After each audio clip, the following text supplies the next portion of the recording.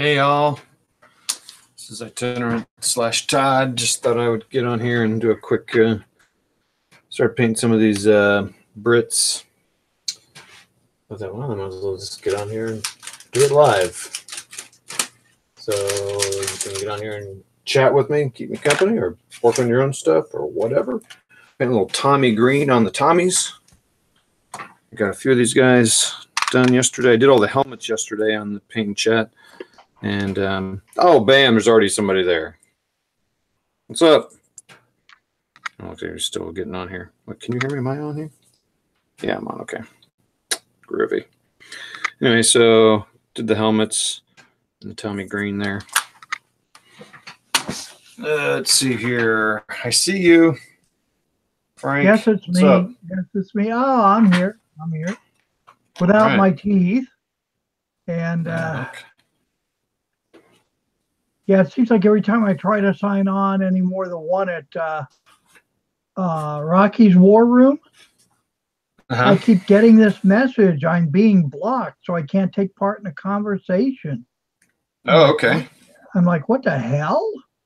I don't know. So, I mean, I signed on when there's only been Matt. I got the same message, so I didn't have any problems here. So. Huh, weird. Well, I'm just, like I said, just trying to do some of this. Last night on the paint chat, I did these helmets real quick, and then of all these guys, and started doing these Tommy Green of the packs, and got my paint dried up, so I stopped. So I'm gonna keep working on that. And I thought, well, I might as well jump on here. So, working on anything, or are you just popping on? Well, I put down the paintbrush for the day. Just coming to see how everybody else is doing, and I was working on the new Footsore Vikings. Okay. Yeah, because I've got the new Saga on order, the Saga version 2, and I'm just waiting for it to land on my mail now, land on my doorstep. So is it out? I mean, is it out and you're just waiting for shipment, or is it still getting worked on? It's out. A lot of the guys in England have already got their copies. Oh, cool. So yeah, I was gonna say Gripping. They make a lot of changes to it, or? Yes and no. It will change the way I form my Roman forces, and I do late Imperial Romans. Okay. And some of the biggest changes, though, are do you play Saga? No, that's I'm pretty much a World War II guy. Oh, okay. Okay. But no, I don't play. It sounds like an interesting game. People seem to really like it. So, but no, I just haven't ever. I like it a lot. By the way, I also did World War II. I still have everything. I did Disposable Heroes. Oh, right. Yes. I think last we talked, you kind of liked the older version than the new one. Actually, I like the new one just fine. Oh, you do like it? Oh, okay. Yeah, it works real well. And I'm friends with Keith Stein anyway. And when I was up at in 2008, when I was up at Historicon, I actually got to play in a game that he ran. That's always cool. I had a great time. It was a lot of fun. He seems to be a very nice guy. He is. I was playing live one time when I first got the rules on Facebook. I did a Facebook Live thing, and he came on and kind of answered questions as I played, kind of via the chat, which was pretty cool. Yeah. Yes, indeed. He would probably get on live and play a game, or kind of walk us through it if I ever wanted that to happen. But and I've also played Bold Action. Right. Okay. I did not have a good experience the first time. I actually went to a Bold Action tournament. Okay. This was first edition Bold Action. So I go to a tournament. I have a U.S. Army armored infantry platoon from World War II, set up exactly as it was set up. And I'm thinking, okay, this is a straight historical, I got the crap kicked out of me. I didn't win a single game because I kept going up against these guys that point hoard a super list. Right. And I'm like, really? And some of the rules just floored me. It's like, this doesn't make any damn sense. So yeah, for me those kind of games, I'm just going to play historical like battles anyway. So, but yeah, I definitely probably wouldn't play tournaments. So yeah, I do have my. What's your favorite period in World War II? That's a good question. Probably just I think I've just played a lot of Northwest Europe. I'm kind of slowly getting into in my 6 mil in Eastern Front Barbarossa era, following smaller tanks and all that. So I'm moving slowly into that. And when Blitzkrieg Commander finally gets done, I'll probably play a few more games in that era. I originally got into it structuring my grandfather's armored division, armored infantry battalion. So that kind of, so that'd be like, and so they mainly took place in like January of 45. That was their main fighting time. So that's kind of what a lot of my stuff is based around. What unit? 12th Armored Division, 56th Armored Infantry Battalion. He was supply. I don't model that too much, obviously, but yeah. So I got a little battalion in 6 mil about half tracks and infantry and the Shermans and all that, and support, and then all the Germans that would have opposed them. Yeah. During Operation Nordwind and stuff, that was their biggest stuff they took part in. Okay, my stepfather was an Army Ranger in World War II. In fact, he was part of Darby's Rangers. He was 1st Ranger Battalion. Wow. Yeah, he went in North Africa, and he had some funny stories to tell. And I kept saying, "Would you please write this down?" Who wants to listen to an old man? And I'm like, well, a hell of a lot of people. Yep, a lot of people do. And yeah, he's passed away in 2000. Yeah, my grandpa died when I was 7. So yeah, it's interesting. It was interesting to hear him talk about it and talk about the landings at Arzu in Algeria. That's where they went in. Right. And, he said the most amazing thing he saw. He was part of the overland column that went to take this Vichy French fortification, and when they got there, he said the Frenchmen couldn't surrender fast enough to them. It's like, we hate the Germans. Glad you're here. Yeah, you remember knocking on the door of the mayor's house in Arzu, and the mayor answering like, "Who are you?" We're Americans, sir. We've come to. Oh, good. Come in. You must be thirsty. Would you like a glass of wine? Yeah. Right. And it was interesting. And then my stepfather was out there. I'm trying to remember what it was they were doing exactly, but during that particular landing right in that area, the big landings, they had this crazy ass idea they were going to signal the French by detonating this firework that would make this huge American flag out of, fireworks in the sky. That's weird. The French would stop. Yeah, and when it went off, my stepfather's looking at that, and he's an old Southern boy from Blakely, Georgia. And he says, "Damn," he says, "I'm just no Southern farm boy, but even I realized that was a damn stupid thing to do." Because the French opened fire on them. The Vichy French soldiers did. And, of course. He said there were some of the French soldiers, the Vichy French, put up a hell of a fight. Right. And it was just, I thought it was very interesting. But he was there. He was in Sicily. Landed in Sicily. Italy, and they finally rotated him back to England to get ready for D-Day. So he said he didn't spend much time in Italy, thank God. Yeah, that was pretty nasty. That's pretty drawn out, long drawn out thing. Yeah, and then at Normandy, you've seen the newsreel footage of the Normandy landings. Of course, yeah. There's a scene where they show that big stone house sitting almost on the beach.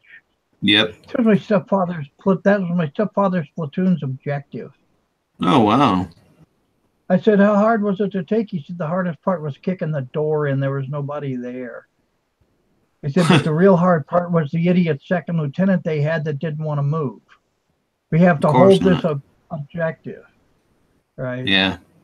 And Woody, he was a platoon sergeant by then, going, sir, we need to send out patrols. We need to start probing.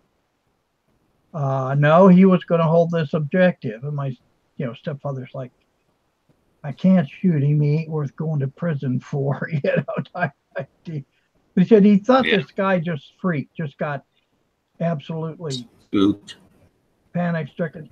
Yeah, but he said, and this is what I thought was amazing. He said that he had spent a lot of the day there until this major comes up and says, what are you men doing here? And the lieutenant said, well, we were holding. He said, no, you get on down the beach. And he gave him a point to go. He said, we'll have men up here to secure this area, but you Rangers are needed elsewhere. So he gets down there, my stepfather, and he said Omaha was a bloodbath. He said it was like walking through a butcher shop or a slaughterhouse. That's what it is, slaughterhouse. He said there were stretches. He said there were stretches of beach you could walk for 10, 20, 30 yards and never touch the sand. And I said, oh, holy crap. And I thought some of the shit I saw in Vietnam was bad, Yeah, but, I can't imagine. And so he gets down there and he says, they're coming under fire. So they're doing the tactical maneuver. He said, there's this guy standing straight up.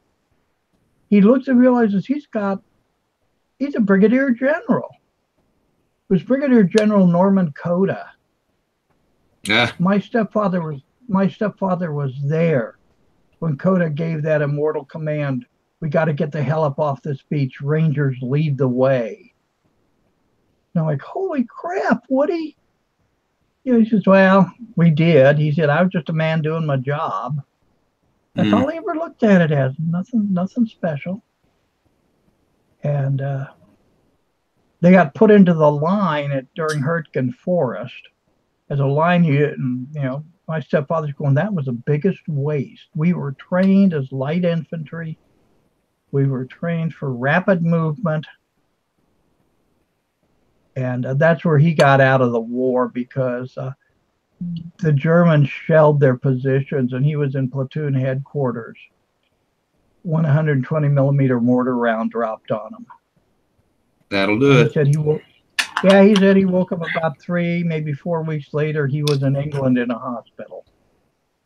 And told, the war's over for you. That's a long time sleeping. Not sleeping, but yeah. Oh yeah, no. Wow. He was out of it mostly. Sedated and stuff. He finally came clear, but boy, they were digging shrapnel out of his back, and that was the end of his war. So. But did he have any lifelong injuries with it, or like shrapnel in him or something? Yes, he did. He was a 100% disabled veteran. So yeah. And I followed the tradition. I'm also a 100% disabled veteran. Oh, well, that's how kind of you. Just kidding. That's a bummer. My stepdad is too. Actually, I don't know if he's 100%. I don't know what that means. 100% disabled. He is disabled. I don't know if that. What's that mean? Well, it means that I got dosed with Agent Orange. Oh. I'm dealing with diabetes, cancer, all kinds of crap. Not to mention the PTSD from the war. And what that means is I get a disability pension now from the government. Hell, I'm almost 70 years old. My career is over, my Yeah. working days ended in 2008. So, Yeah, my stepdad lost the bottom half of his leg, so yeah, well, we all. so he gets stuff now. I don't know what that, but Yeah. Oh, by the way, do you ever play Flames of War? I've never played that. Never even. No, because yeah, no, I never have. Okay, You? I tried it once. I play Team Yankee, Oh, okay, yeah. uh, but I'm backing out of that too. Oh, really? Why's that? Um, the game's not giving me a good enough experience, Hmm. so I've been trying one set of rules called Saber Squadron, Yeah, I've heard of and that. I like that. I like those. But no, the problem is I played it in a couple of Team Yankee tournaments, and it's like, geez, all the Warsaw Pact player does is basically create a moving wall of tanks that goes across a 4x6 playing Uh, surface, and you just kind of sit there and go, well, shit. Um, yeah, it's a. Seems like a lot of people are liking that. I mean, maybe I think a lot of people like playing it in 6 mil. So I don't know if that helps avoid that wall of tanks or. yeah, actually, what I did is I play the West Germans, and I use mobility, and I use Okay. being able to move quicker and that stuff, and it helps. But there's some of the things in the game itself that I really am not used to. Like you have to have your indirect fire support stuff sitting on the board. I'm Yeah. like, really? 155's that close to the front lines? No. I knew a lot of lanyard pullers in my time in the army. The front lines was the last place they wanted to be. Yeah, I guess I always look at games that do that. Like Bolt Action has that stuff on the table too. I just always figured, it's just so you have it and all that kind of abstracting like crazy, so Actually, you can I was you can going to sell say, models. yeah, you hit it. That's exactly it. And I mean, I have no problem with that. Uh, I have no problem with that at all. They're in business to make money, to sell things to make money. Right. Yeah. So, so like Blitzkrieg Commander, they it talks about you don't have to do that. He goes, but it's also nice to have the models because people like doing models and you just put them on the edge of the table so you remember you have them and they're not really there. You're just Yeah. but I think that's there's that a game. I think there's a modern war version of Blitzkrieg Commander out too. There is. Yeah, they're going to be redoing it once they get the World War II one out. You can still get Okay, them on. what's is that? That's Combat Commander, right? I know that's a Cold War Commander. Oh, Cold War Commander. Yeah, Okay. there's Blitzkrieg Commander, Cold War Commander, and Future War Commander, and Pendraken bottom, and they're just redo them. You can still buy them on Hulu. Oh, no, I'm sorry, Lulu, not Hulu. Yeah. You can buy them on Lulu if you don't want to wait for them to redo the rules. I don't think they're going to change much, just kind of update. What scale is it in? In other words, Well, each stand is a platoon, so it was originally made, I think, for 10 and 6 mil. Some okay. people played in 15. Just knowing that each stand's a platoon. The last version out, you could either do each stand was a platoon or a squad, but now they've just standardized it to all. Everyone's a platoon, kind of Okay. like Command Decision. Oh God, So, I used to well, play that. I used to play that all the time. I love that game. yeah, it's fun. I used to play Combined Arms, which is which was the Cold War version of Command Decision. Mm, That was a okay. great game. I did command. Yeah, I did a lot of Command Decision Spanish Civil War. Oh yeah, I've Uh, seen some battle reports on that. yeah, that, oh man, that was fun. It I had a remember, pretty good. Good. I was going to say, uh,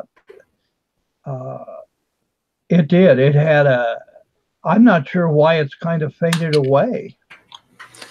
Um, yeah, I don't know. I think just all the new shiny gets people. It takes a little longer to play, and it's kind of a bigger game. You need bigger, usually more stuff, typically. Oh, yeah. Um, so that kind of turns people off, and it's more chart driven than some of the new games that use less charts, and charts scare people away. Yeah, I had Sands of War from Game Designers Workshop, the board game. I don't know that one. And oh yeah, oh it was great because it could convert into miniatures very easily. Okay. And I also had their Central Front series. Well, there's a game called Boots and Saddles, which was air mobile combat. That sounds familiar. I think I've seen that box before. Yeah.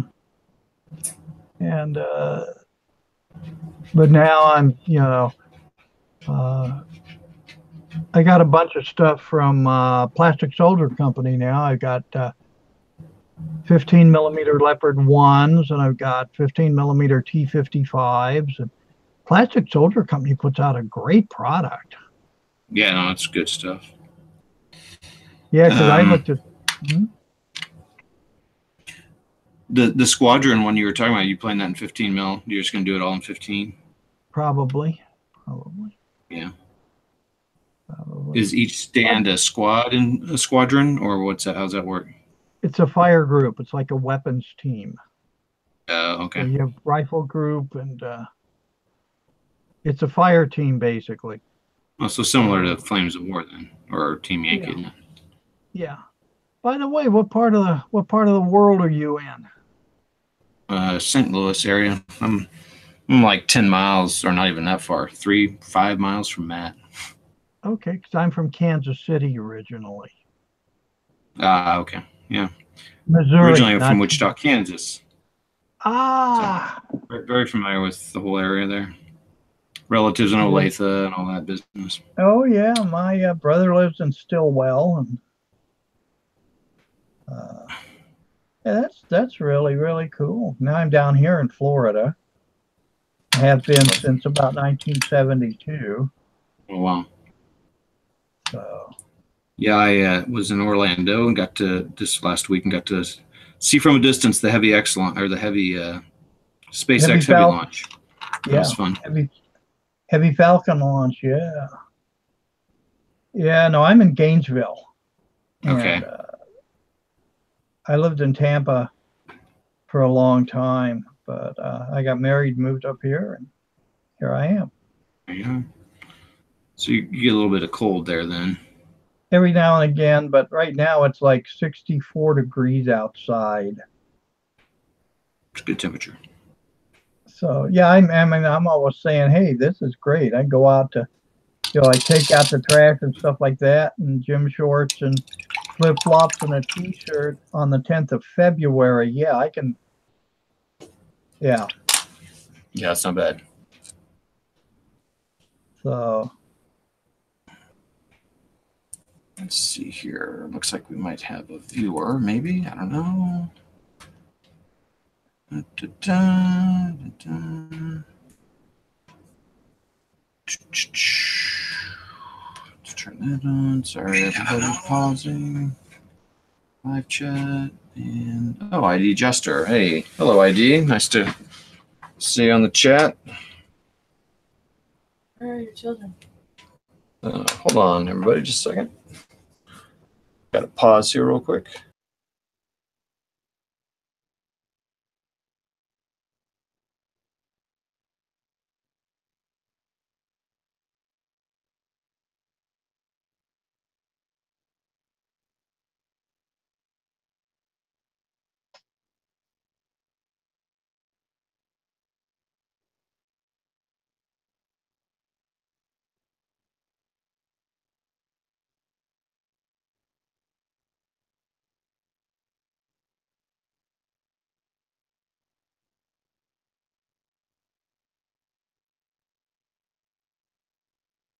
All right, thank you. Sorry about that, everybody. It's getting slick here, speaking of weather, so my wife's got to go get my son from a friend's house. Anyway. Oh, so we have ID Jester and the original Grognard. So we have Devin and ID on the chat. Welcome, gentlemen. Just doing a little touch-up here, and Frank's just keeping me company. He's put away the paintbrush for the night. Yeah. So anyway, ID or original, Devin, got anything to say? I know, just let us know in the chat what's going on.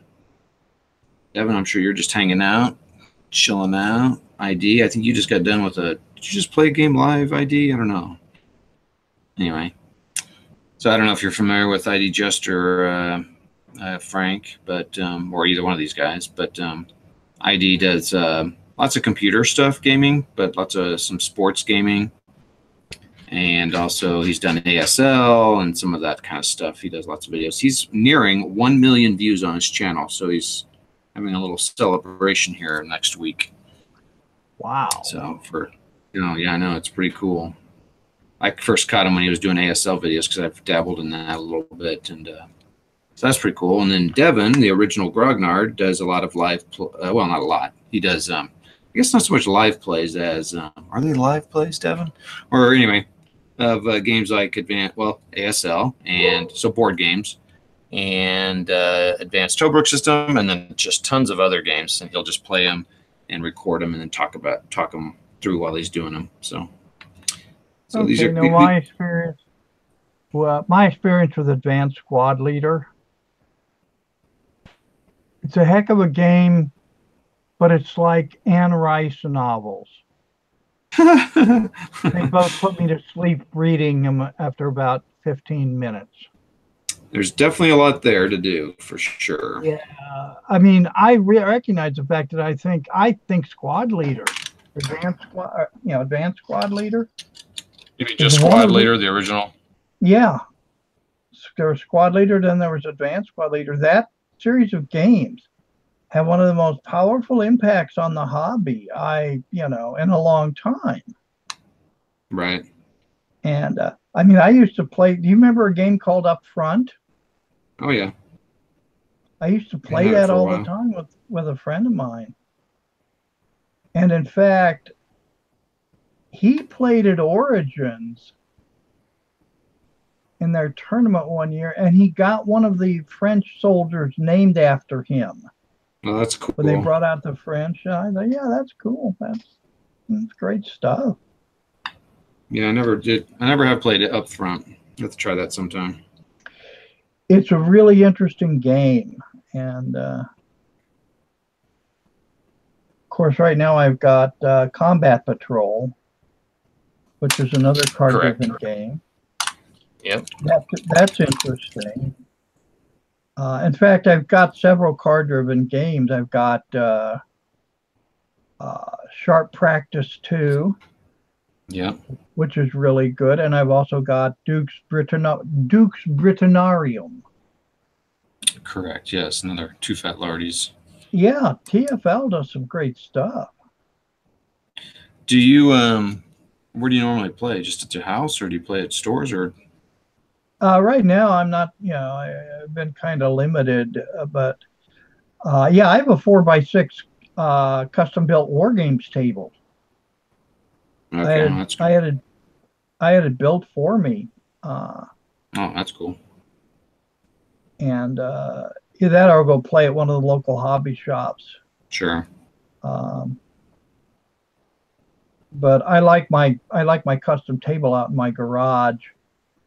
Yeah, that's pretty it's kind of neat because it sits there, and then about 1.5 to 2 foot away from it is my wife's 6 foot by 6 foot floor loom.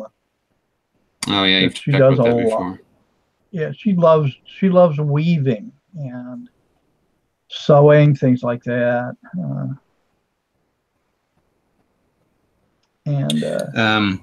Yeah, I mean, most of my game is there's I was gonna say they're solo. I did just play Devin last week in a board game, but most of my miniature is solo, though I do have a friend here that would like to learn some rules, so I'm gonna get a couple more games in with him, but I got a pretty good group I can tap into just coordinating Yeah. schedules. But solo's nice because you can just come home and crank it out real quick or something. So. Yeah, that's what I'm going to be doing with the new Saga. Is I'll just set up like my Picts and my Romans and go at it and just see how the mechanics work. Right. And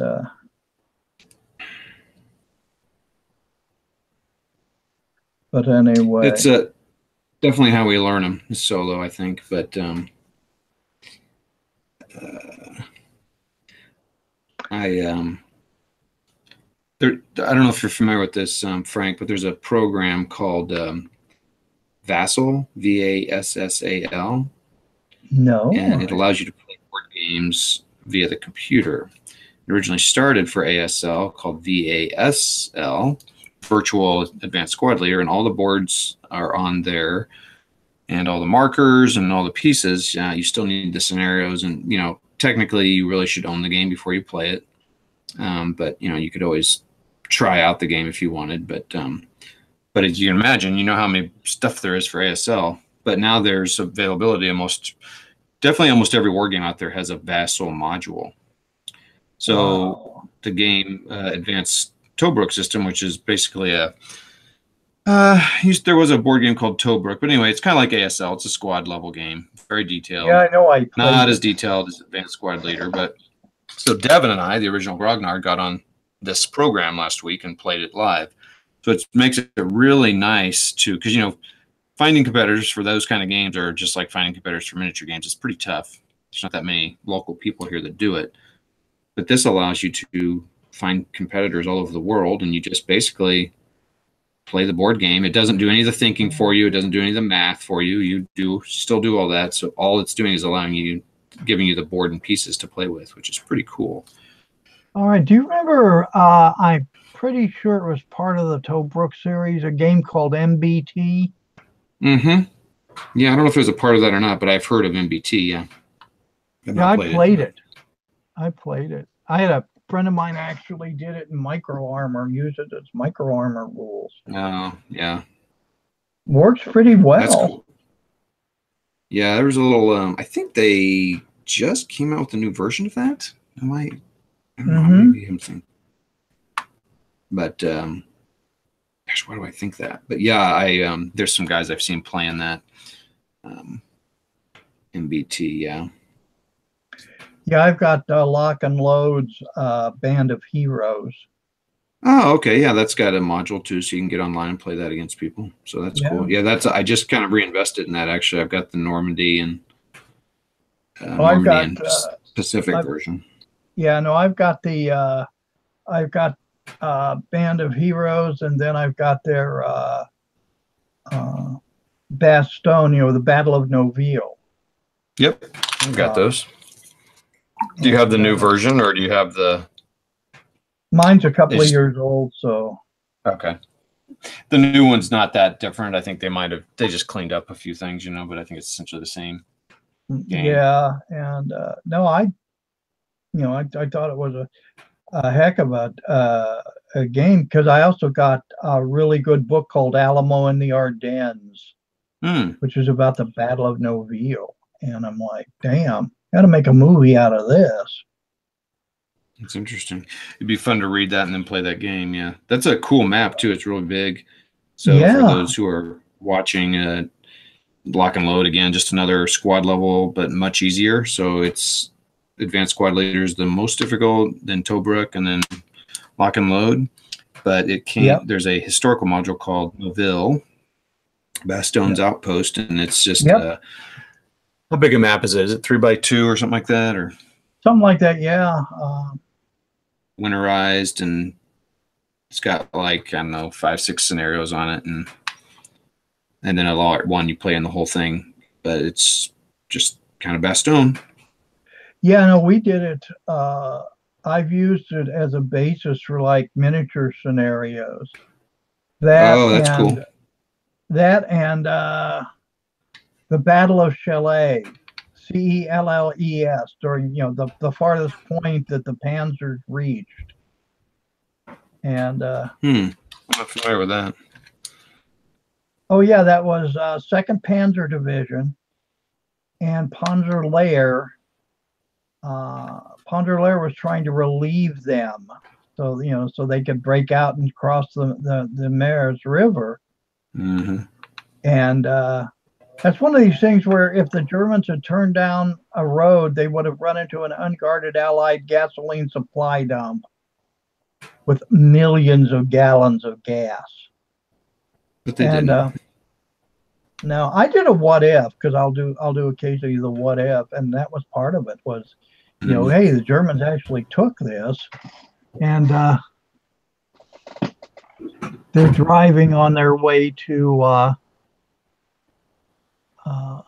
they're driving on their way to Antwerp, I think it was. Yeah, it was Antwerp. I always love reading about that. And I also love reading about how close Eisenhower came to sacking Montgomery. And it was really close. If it wasn't for Montgomery's chief of staff, Freddie de Guignan, kind of intervening and such, Montgomery would have been sacked after that damn press conference of his. Which one's that? Which conference?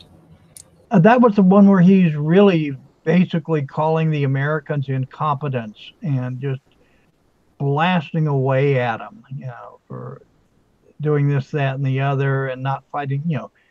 Montgomery. Because of the bulge. Yeah. And Okay. at that point, Eisenhower said, "I've had enough of this guy," and he had actually ready to cut the orders. Well, de Guignan, who was that's right, de Guignan realized what was going to happen, and so he actually took a plane in the middle of winter and actually made it Eisenhower's headquarters. No, he was at Eisenhower's headquarters when it happened. And he turned around and he flew back to Montgomery's headquarters and he told Montgomery, he said, "Sir, you've done it this time. Eisenhower's going to fire you, going to dismiss you." And Montgomery said, "Why?" I mean, he was that, arrogant and stupid. He, to me, was the worst Allied general of World War II or close to it.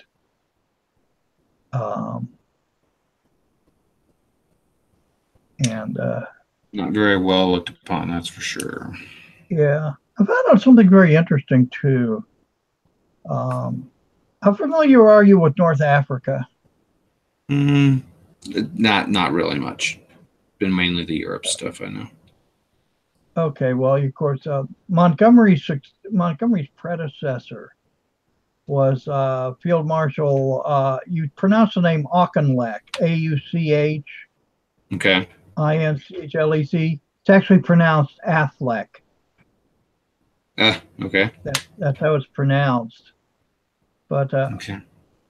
No, Affleck had already figured out what Rommel was going to do and was ready to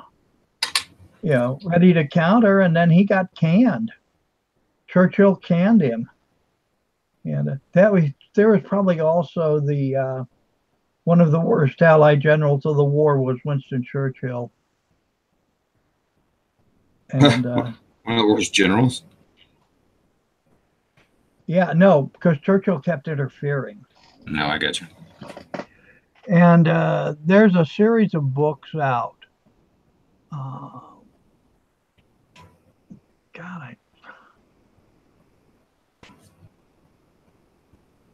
The second one in the series is called Day of Battle. Oh, Rich Atkinson? Campaign in Italy.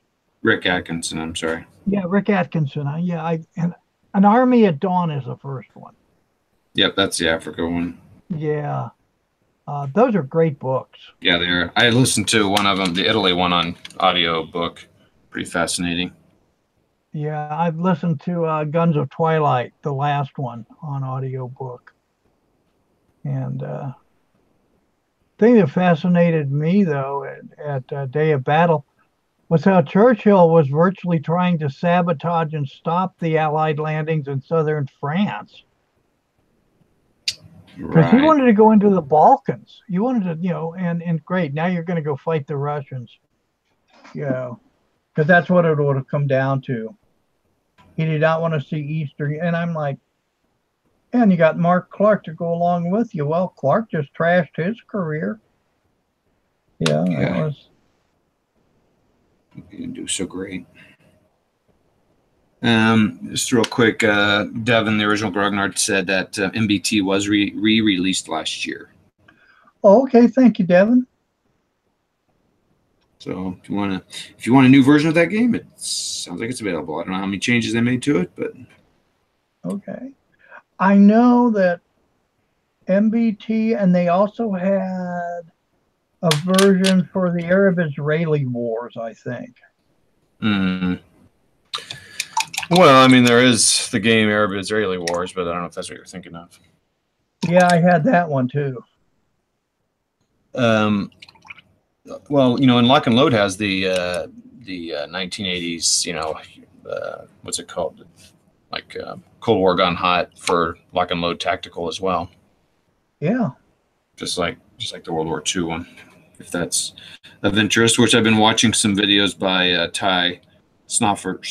Gosh, I always mispronounce his name. Sorry, Ty. But he just did a replay of that. That One of those Thai games there. Bomba or No, it's different. Different oh, than Ty Bomba. Ty Snoffer is his name. SNOUFFER.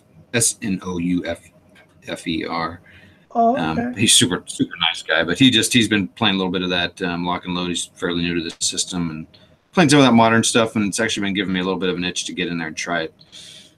Usually avoid that stuff, but man, pulling A10s and Hinds and stuff onto the field, yeah, that's pretty cool. Yep. Oh yeah. One reason I'm considering doing Cold War Commander when they bring out the new version, because I'm like, how fun would that be to play that on miniature scale with play like that Team Yankee book by Harold Coyle or something like that. It'd be fun. Yeah, no, Team Yankee, in fact, that's what it's based on, the game is. Yeah, right. And it's pretty, I don't know, some of the stuff in there, like when I first got the book and I'm flipping through it, and I'm looking at the Americans and I'm going, God, the U.S. sucks. They don't have anything. Like, wow. And they didn't. And the Soviets had all kinds of stuff. So I went ahead and I used to have this East German book too, because I did the East Germans as well as the West Germans. Okay. And, but I primarily have the West Germans, and, people name their formations, comp group this or that, or team this or that, and all that. Yeah. I named mine comp group 130. Okay, and what's that?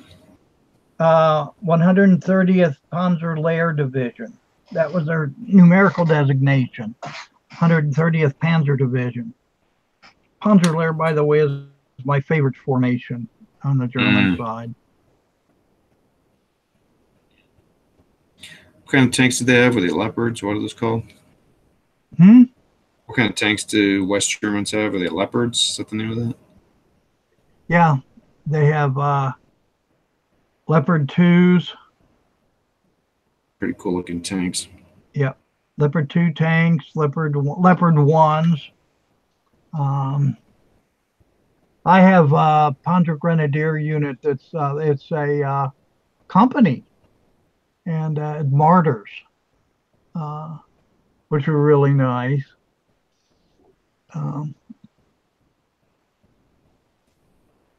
And what's really interesting is to watch when Team Yankee first came out, the points values.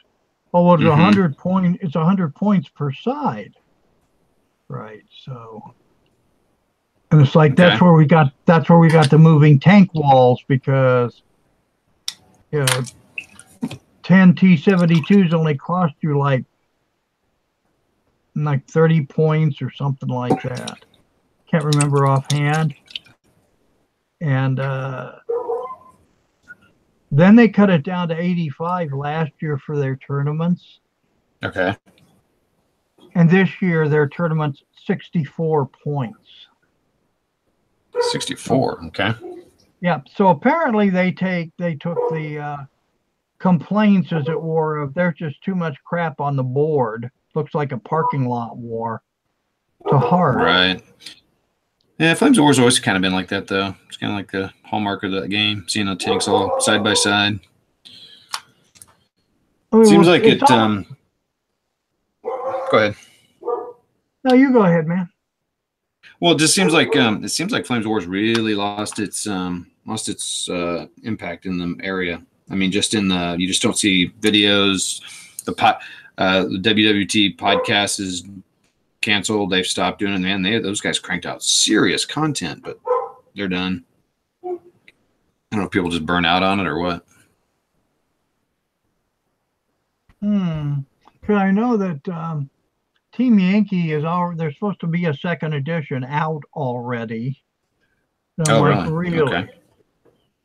I just got tired of the shenanigans. I think what's happened is I think that Battlefront, and I like the guys at Battlefront, and I think overall Battlefront does a good job. I love their models. Yeah, no, their models are cool. I mean, these are all Battlefront. Well, these are all Battlefront here. Yeah, no, I got I love their Leopard 2s. Those great looking kits. Their Leopard 1s, however, are resin and metal, which I don't care that much for. Okay. So that's why I got all the stuff from Plastic Soldier Company. Yeah. And again, Devin has told us. Devin has said that the sequel to MBT was IDF. So you were right, Frank. Yeah. Okay, that's what it was. That's what it was. Thanks, Dev. Yeah. Anyway, so back to Team Yankee there. Yeah, and overall, yeah, like for example, you look at like I said, I picked up 10 Leopard 1s. Okay. The Leopard 2 main battle tank is 11 points per tank. They're the most expensive tank in the game. Okay. A platoon of them goes for 33 points. 3 of them. Okay. You can get 10 T-72s for a little more than that. But you can also get 10 Leopard 1s for 30 points. For 10 of them. 3 points per tank for a Leopard 1, 11 points per tank for a Leopard 2. Well, guess which ones I'm fielding now? Yeah. Right. Okay, so the 105 is, a little more lightweight, I guess. Oh, the other thing I thought was a hoot. That was interesting. Is a friend of mine was showing me, he got the M1 Abrams tank kits from Battlefront. And of course, the only cards and stats you've got for them are the ones with the 105s. Okay. But he's looking at this one spare barrel going, that doesn't look like a 105 barrel. I said, that's because it's 120 millimeter Rheinmetall. That's an M1A2 barrel. And he says, they must be planning on bringing those out sometime. So. Do you prefer playing the tournament, or do you like just making scenarios? I'd say historical, but that's not really historical. I like making scenarios. Yeah. I play in the tournaments because I like the guys in the tournaments, and I like gaming with them. Sure. I'm not real big on winning. Is everything. In fact, I've probably lost more games than I've been doing this for over 40 years. And I probably lost more games than I've won. And I don't care. Just a game. Yeah. I'm there to have fun, and I like the guys I game with. And And I also play a lot of role-playing games too, and run them. And but even with the historical miniatures, it's only there for, to me, it's just fun. It's what I like to do. What excuse me. What's the last role playing game you played? Fantasy Age. Uh, Fantasy Age. Not heard of that one. I've heard of a bunch of them. I haven't heard of that one. you ever heard of Dragon Age? Yeah, I think so. Yeah. Oh wait, that's the last one I played was Dragon Age. Was that recent or has it been a while? No, it was recent. It was several weeks ago. We rotate game masters in our Sunday group. Oh, that's right. I heard you say that before. And, So when you rotate the game master, do you rotate to a different, for lack of a better word, world or universe, or are you guys all like, okay, Frank, you got next week, I got the week after that, or is it same world or different world? different worlds, hell, even different game systems. Sure. Okay. And, That keeps it fresh. Oh yeah, and it's enjoyable, and it's fun. In fact, yesterday there's this outfit on you can find them online called Hero Forge. Yep. Familiar. Oh, okay. Yeah, I designed my character in Dragon Age. Oh, you know what? I was thinking of something else. Is this a character creation software or something? Actually, it's a company. You design your own character the way you want it. You spend $30, and they'll fabricate it for you. Oh, yes. Okay. And so I did one for me, and I did one for my wife. That's fun. And yeah, I thought it was really, really nice. And did you get them yet, or are you still waiting? Oh, I just sent the order off yesterday, so it's going to be about 2 weeks. Or are they doing 3D or something like that? 3D printing or something? Or? Yeah, 3D printing. Shapeways does the printing for the company, so. But I think like that's pretty cool. So it's going to have the weapons you want them to have and all that. I mean, how far down does the detail go, or the? They're quite detailed, actually.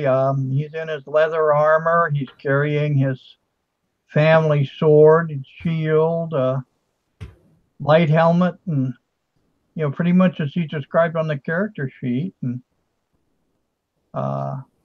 it was funny. We were designing my wife's character, Opal the dwarf, and I had originally put her in just a long flowing dress, and Mame took one look at that and said, "Oh no, dress gotta go." As he put her in pants. Why? Opal spends a lot of time climbing up trees because she's not a fighter. So that's funny. You don't climb up trees in a dress. No. Who caught that? Your wife caught that, or the person designing it? What was that? I mean, the person who caught the who did your wife say no? She's not wearing a dress, or? Yeah, my wife said that. Yeah. Okay, got you. Cool. She does a lot of. Well, she's also in the SCA. Right, I've heard you say that before. Yeah. Yeah, and the great thing is she knows so much about fabrics from that time period and the color palettes and the dyes that she's my painting advisor for a lot of my Dark Ages miniatures. That's fun. That's nice something to share there. Oh yeah, no, it's great. And my God, the kind of stuff she makes is just amazing. She made me a really nice looking tunic, and it's got this really gorgeous looking bordering around it. And, around the sleeves and around the hem. And she wove that on one of her looms. And I'm like, damn, that's impressive. But, how long have you been playing role-playing games? Forever? Yeah, forever since I started with historical miniatures probably around 71 or 72. Started with RPGs around 77. Okay. My Just favorite. at the dawn of it, Oh essentially. yeah. I played the War Games rules that Dungeons and Dragons came from. That chainmail. Chainmail. I played Chainmail a lot. And it's amazing. Did you And think you would be playing this long? This long? Yeah, because I've also written for the. I've written for the industry for role playing games. Okay. Now I don't know how old you are. 47. Okay, do you remember an RPG called Twilight 2000? I've never played it, but I know it. I mean, I've seen it and heard of it. Yeah. I've written modules for it. Oh wow. Do you remember the first Vampire the Masquerade? Heard of it? Yeah. Wrote stuff for that. Wrote stuff for Cyberpunk. Oh, okay. So you've been doing it for, I mean, seriously doing it for a long time. yeah. Did you used to go to the original Origins and Gen Con and all that back in the day, or? No, actually, I didn't start going to Gen Con and start going to all the big conventions until after I retired. Okay. The last Gen Con I went to was 2012. Okay. And for then, it's like, no, this has just gotten too big for my liking. So. Yeah, that's crazy. But hell, I've run games at Gen Con. Yeah. And now my favorite RPG, the one I really like and I've probably collected the most material on, is Call of Cthulhu. Yeah, it's pretty popular. Yeah, I'm a Lovecraft scholar. And I try to go every other year to Providence, Rhode Island to Necronomicon. Oh, okay. And didn't make it in 2017, but definitely going in 2019. So cool. What goes on there? Just kind of Lovecraft stuff, or is it just role playing, or what is it? Or is it all things? Actually an entire convention dedicated to what they call weird fiction. Oh, okay. So not just Lovecraft, even. No, not Lovecraft. They have a lot of authors there. I've been to World Horror Con a couple of times. In fact, my wife and I went on our honeymoon to World Horror Con in New Orleans in spring of 2013. And although we got married in 2012, we thought, hey, this is great. We go see New Orleans and all of that, and I had to meet a lot of the authors I'd read and I'd really liked, and all of that stuff. It's fun. So there it is. You know. But I found that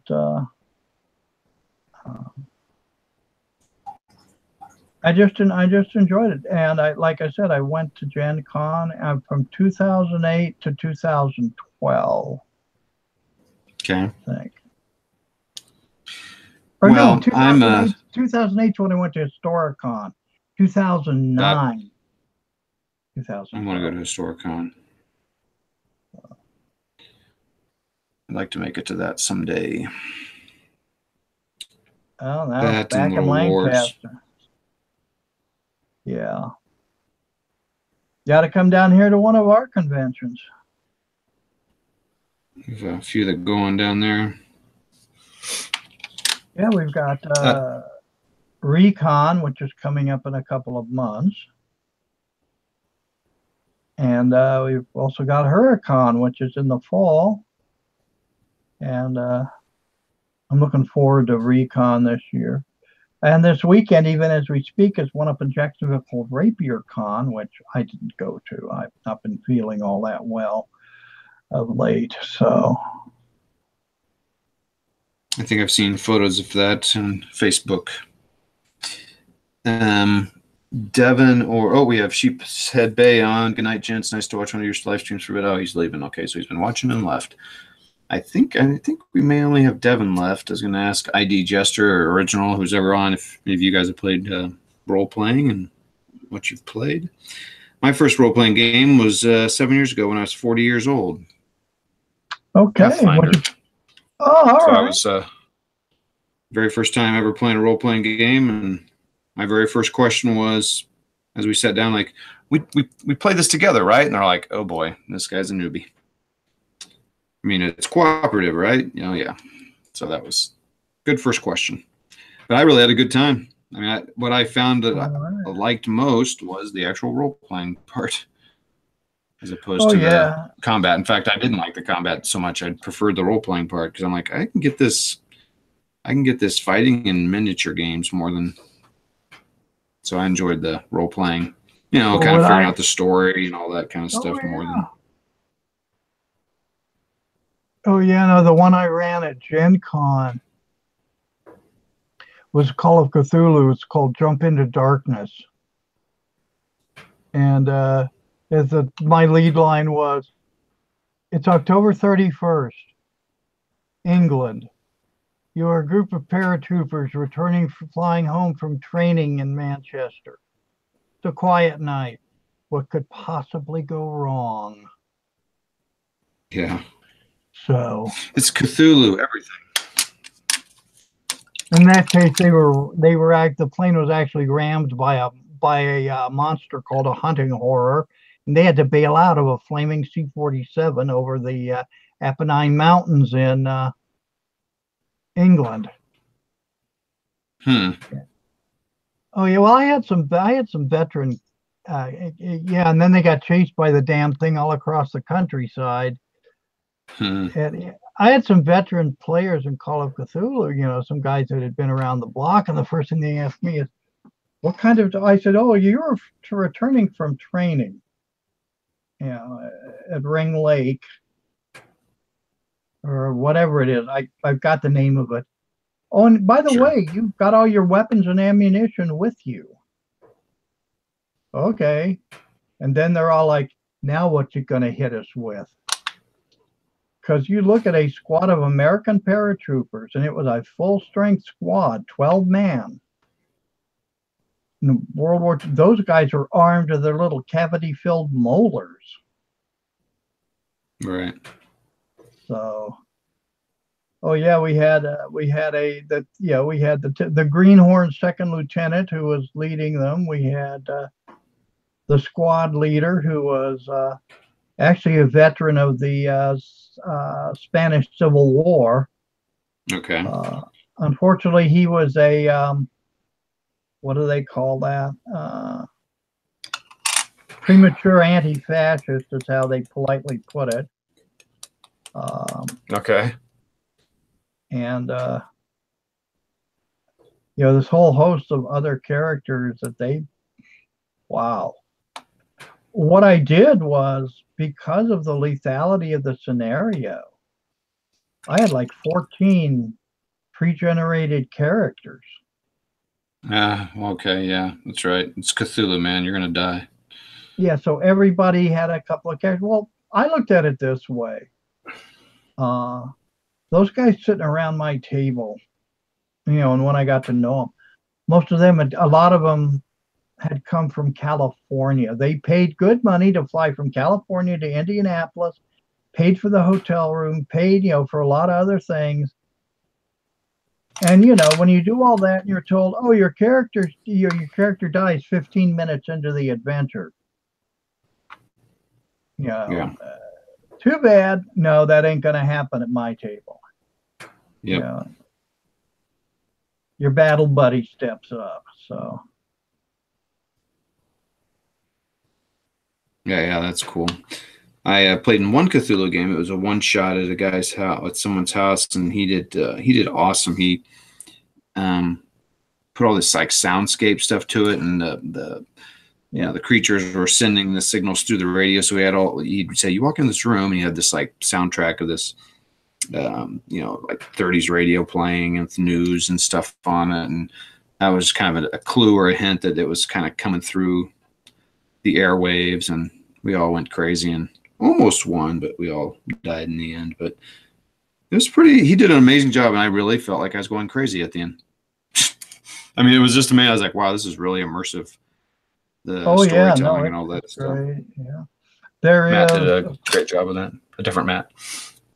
There was a great. Well, there's actually two. There's Call of Cthulhu 7th edition from Chaosium, which I have and have a lot of the books with it for it. You know, and then there's Delta Green from. And I know all the guys that wrote for Delta Green. They're all friends of mine.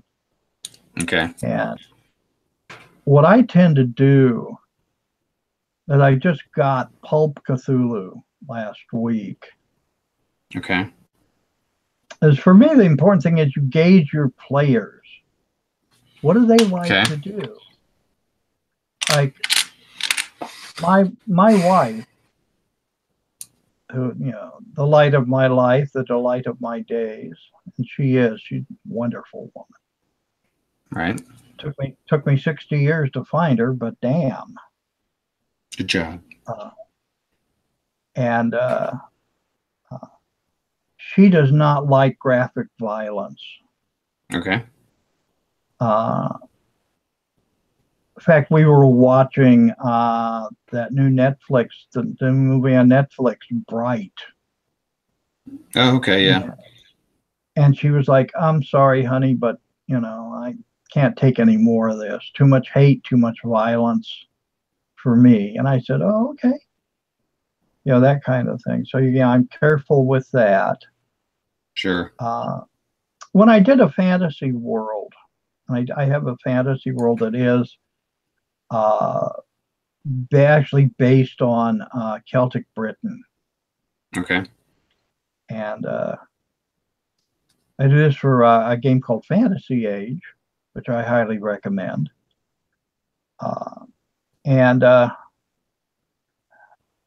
one of the players, she asked, you know, how are women treated in this society? Basically, the idea is, can I play whatever I want? And I said, well, yeah, you know, that's why that's why I was saying, you're trying to do straight historical RPGs can really be a downer for, you know, women and minorities. Yeah, right. But like you do Vikings, there were women warriors, and you know, in the Vikings, of course, merchants, you name it, just about, and they did it. Sure. And so that's what I try to do, and try to give them those sorts of opportunities. And yeah, I don't know if you've ever heard me say this or not, but I know a lot of the alt-right likes to use the term social justice warrior as a derogatory term. Mm-hmm. Doesn't work on me. I'm damn proud to be a social justice warrior. Right. I was a member of Vietnam Veterans Against the War. I helped fight for equal rights for all and sundry. I'm a firm believer that all citizens have all the rights accorded them in the Constitution. You know, I have no problem with women running things or stepping up and doing this, that, or the other. So if that makes me an object of your contempt, you know, so what? That's sort of like, oh my God, the Nazis hate me. And I'm like, oh, the Nazis hate me. I must be doing something right. Mm-hmm. Yeah.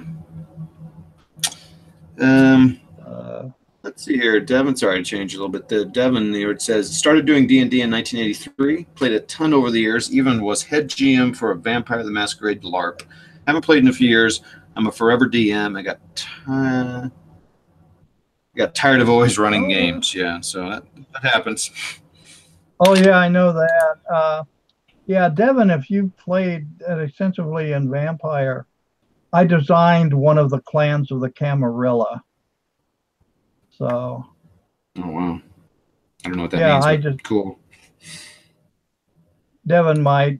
Devin, I designed the followers of Set.